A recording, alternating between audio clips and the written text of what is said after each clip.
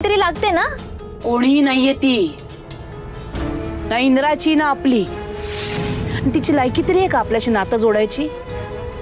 जोर जबरदस्तीने या घरात आली ती, तुमच्याशी गुलुगुलू बोलली आणि तुम्हाला गोळ्यात घेतलं.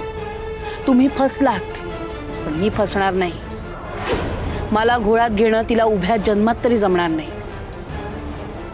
मालती, अगं ती मुलगी खरंच मनाने खूप चांगली आहे ग. अगं ती प्रत्येकाच्या भावनांचा विचार करते. आज सुद्धा तिने स्वतःच्या जीवाची पर्वा केली नाही ना, म्हणून तिच्यावरती ही परिस्थिती ओढवली बघ. नाहीतर काय, दादूला प्रत्येक संकटातून वाचवण्यासाठी ना राणीने प्रयत्न केलेत मम्मा, आणि त्यात तिला कितीतरी वेळा त्रास झाला, पण तिने दादूसाठी तो हसत हसत सहन केला. अगं तिने एवढं करून सुद्धा तुझ्या मनातला राग जातच नाहीये.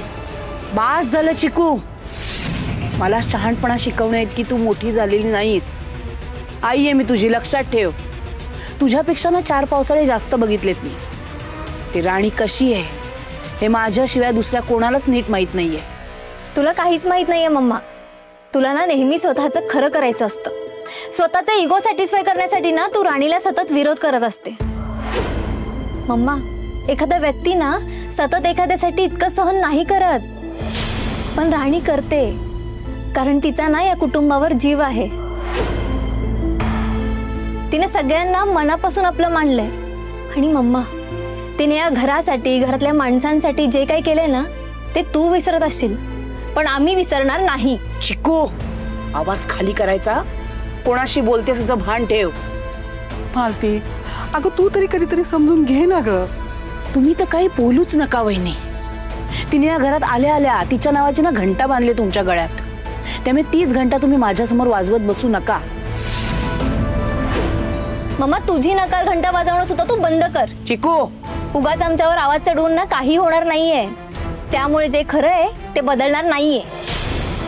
अश्विनी ताई, काय बोलताय तुम्ही? त्या राणीनं तुम्हाला आईबद्दल एवढं भडकवलंय की तुम्ही आईंच्या विरोधात उभा राहिलात. काय बोलताय तुम्ही? उर्मिला, बोलू दे त्यांना काय बोलायचं ते. मला कळतंय ना, या बोलत नाहीयेत, यांच्या तोंडून ती राणी बोलवून घेते.